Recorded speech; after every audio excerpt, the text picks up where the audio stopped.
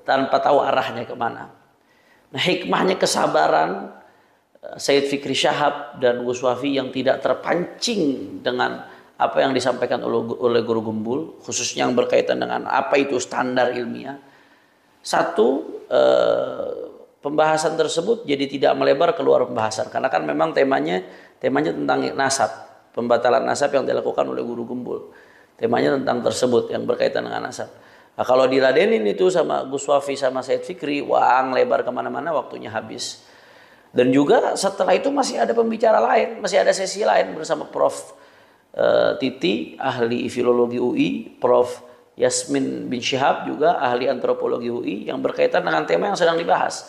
Sehingga ini waktunya nggak panjang, kalau diladeni itu ya akan ngelebar kemana-mana. Langkah tidak terpancing itu saya salut luar biasa. Dan yang kedua, dengan tidak meladeni Guru Gembul ketika bicara soal apa itu ilmiah dan dia melebar kemana-mana, Sayyid Fikri Syahab dan Gus Wafi berhasil membuka kedok Guru Gembul sebetulnya. Selama ini masih samar-samar, Guru Gembul nih kemana sih arahnya? Orang masih meraba-raba. Tapi gara-gara diskusi itu ketahuan dia seorang materialisme barat sejati, dia seorang liberalis sejati, jadi kebuka jelas. Bayangkan dengan definisi ilmiah yang dimaksudkan Guru Gembul ini, yang tidak jelas ini, dia berani sampai mengatakan konsep ketuhanan itu tidak bisa diilmiahkan. Kemudian juga tentang kuburan Nabi SAW, apakah Nabi dikubur di situ, itu sifatnya masih subjektif. Padahal selama berabad-abad, ya sampai orang di luar Islam sekalipun, orang kafir sekalipun, nggak pernah ada yang meragukan posisi kuburan Rasulullah SAW. Karena itu mutawatir qat'i. Tidak ada keraguan sedikit pun posisinya di situ. Dan itu bukan subjektif, tapi objektif yang justru nggak bisa dipungkiri sama sekali. Itu kalau standar Guru Gembul dipakai, bukan hanya urusan nasab ini kecil, tapi syariat semuanya yang dirontokkan oleh dia. Ada banyak hal sekali yang berkaitan dengan syariat yang akan dikutak-katik seenaknya oleh Guru Gembul. Ini perdebatan yang sangat panjang. Sudah sangat bagus dengan tidak terpancingnya Gus Wafi dan Habib Fikri Syahab, sehingga jadi terbongkar siapa dia. Walaupun nanti ini perlu dibahas secara khusus terlepas dari masalah nasab. Kalau berkaitan dengan tema itu, filsafat ilmu itu, tentang materialisme, tentang liberalisme itu, saya kira masalah nasab ini kecil dibandingkan dengan itu. Ini berkaitan dengan akidah umat. Ini udah dibahas panjang lebar jauh-jauh hari oleh Imam Hujjatul Islam Abi Hamid Muhammad bin Muhammad Al-Ghazali. Juga udah dibahas oleh Profesor Dr. Syekh Muhammad Sa'id Ramadan Al-Buti dalam kitabnya Kubrul Yaqiniyat Al-Kauniyah. Nah, ketika di awal kitab tuh Syekh Al-Buti langsung membahas tentang al-manhajul ilmi lil bahthi 'anil haqiqah 'inda ulama al-muslimin wa ghairihim. Bagaimana metodologi ilmiah di dalam mencari kebenaran. Apa itu kebenaran? Bagaimana metodologi ilmiah yang betul untuk sampai kepada sebuah hakikat kebenaran. Itu udah dibahas habis-habisan. Begitu juga Profesor Dr. Naqib Al-Attas di Malaysia, yang luar biasa, sampai dunia barat pun mengakui keilmuan beliau. Wah, ini udah dibongkar habis-habisan oleh beliau, oleh murid-muridnya Prof. Dr. Fahmi Hamid Zarkashi, Dr. Adian Husaini, dan masih banyak lagi. Saya kira ini memang butuh sesi khusus untuk mengungkap kesesatan Guru Gembul dalam masalah ini, penyimpangan berfikirnya, sehingga sangat tepat kemarin Gus Wafi dan Sayyid Fikri Syahab tidak terpancing untuk meladeni, sehingga tidak melebar kemana-mana, dan akhirnya jadi terbongkar, terkuak itu kedok sebetulnya siapa seorang Guru Gembul.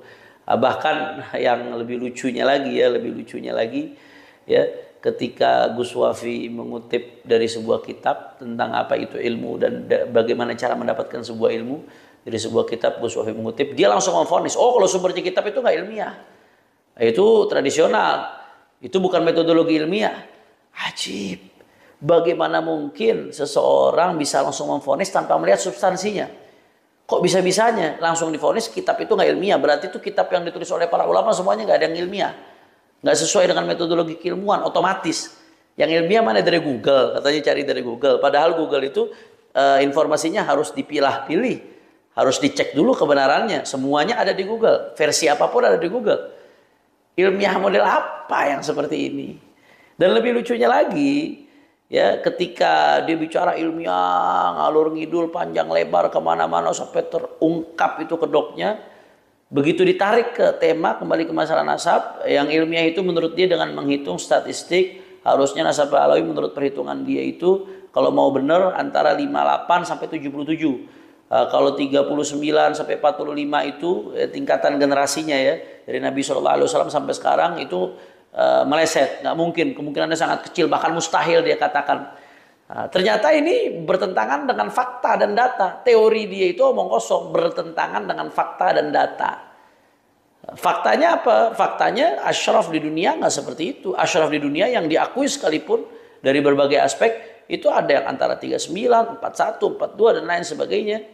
Dan ini nggak berbasis data. Ditanya sama Gus Wafi, ada nggak Sayyid yang dari zaman Nabi sampai sekarang atau raja siapa gitu dari zaman Nabi sampai sekarang keturunannya yang 1500 tahun itu sampai 77 generasi, ada nggak? Dia nggak bisa membuktikan satu pun. Berarti teori yang disampaikan omong kosong, nggak berbasis fakta, nggak berbasis data.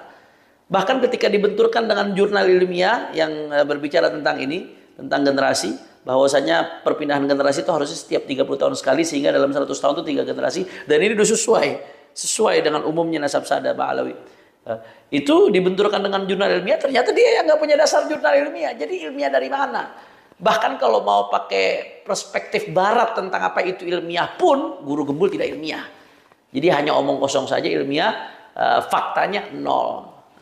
Dan terakhir, yang lebih dahsyatnya lagi, kalau saudara Haji Imaduddin itu membatalkan nasab Ba'alawi. Tapi kalau Guru Gembul, ilmu nasabnya malah yang dibatalkan sama Guru Gembul. Ilmu nasab itu nggak ilmiah. Padahal dia nggak pernah mempelajari ilmu nasab. Orang yang nggak pernah mempelajari bagaimana menilai. Maka nasihat saya buat masyarakat, pilih-pilih guru ya, jangan salah pilih guru. Kalau salah pilih guru, kesian nanti dunia akhiratnya. Nah, ini saja dari saya. Assalamualaikum. Tiba-tiba 2 hari berikutnya itu ada video dari Pak Habib Alatos, Pak Habib Hanif Alatos yang memframing saya gitu dengan, jadi kan saya itu komitmen kalau misalkan saya diskusi itu saya nggak akan framing, nggak akan bahas individu, nggak akan bahas figur tertentu, tapi fokus pada perbuatannya gitu kan. Tapi itu mungkin memang kurang populer di kalangan masyarakat kita gitu. Jadi Habib-Habib yang kemarin yang mengomentari saya, Pak Habib Bahar gitu ya, itu fokus pada pribadi gitu ya. Kemudian Pak Habib Hanif Alatos juga fokus pada pribadi, tapi pribadi saya gitu. Ngebahas saya liberal dan sebagainya gitu. Nah ini kan kecewa gitu, tapi gak apa-apa lah, itu hak mereka. Sama seperti saya sering buat video tentang mereka, mereka juga boleh bikin video tentang saya. Cuman di situ bukan soal gagasan, bukan soal ide, tapi soal pribadi. Ada framing di situ. Jadi saya tuh keberatan ketika ada framing dan ad hominem pada saya, serangan ad hominem terhadap saya, yang saya disebut liberal, kemudian materialis, disebut ateis, darwinis, bla bla yang seperti itulah ya, yang semacam itu. Ketika saya mengatakan bahwa Allah Subhanahu wa taala dengan berbagai atributnya itu tidak bisa diilmiahkan. Sejauh yang saya ketahui justru sebaliknya, kaum muslimin arus utama, mau yang namanya Sunni, mau yang namanya Syiah, mau yang namanya Mu'tazilah, mau yang namanya Sufi, mau yang namanya Wahabi atau kelompok Sunnah atau apa segala rupa itu, bersepakat bahwa Allah memang tidak bisa untuk diilmiahkan. Karena apa? Gini Baraya, kalau misalkan mau ya kita belajar sedikit sama-sama lah. Kalau Baraya tidak bisa menerima definisi ilmiah yang saya ajukan, padahal sebenarnya gampang sih, bisa nanya keilmuan manapun, bebas lah, gratis. Kalau misalkan banyak di antara Baraya, para Habib itu yang mengatakan jangan suka belajar sama kelompok itu, sama kelompok itu. Nah kalau saya sebaliknya, Baraya silahkan aja konfirmasi dan klarifikasi berbagai perkataan saya itu di dunia luar, silahkan gitu ya. Nah definisi ilmiah, kalau Baraya tidak suka dengan apa yang saya ajukan, maka setidaknya saya ingin sampaikan bahwa ilmiah itu melibatkan satu, pembuktian indrawi, kemudian penelitian dan observasi, kemudian pengujian yang bisa diterapkan berulang-ulang, kemudian pernyataan dan klaim dari otoritas akademik, kemudian hipotesis yang didasarkan pada pertanyaan, dan penggunaan rasio yang benar. Nah itu silahkan dibulak-balik, dikocok-kocok. Pokoknya karakteristik dari metodologi penelitian ilmiah itu atau klaim ilmiah itu adalah seperti itu.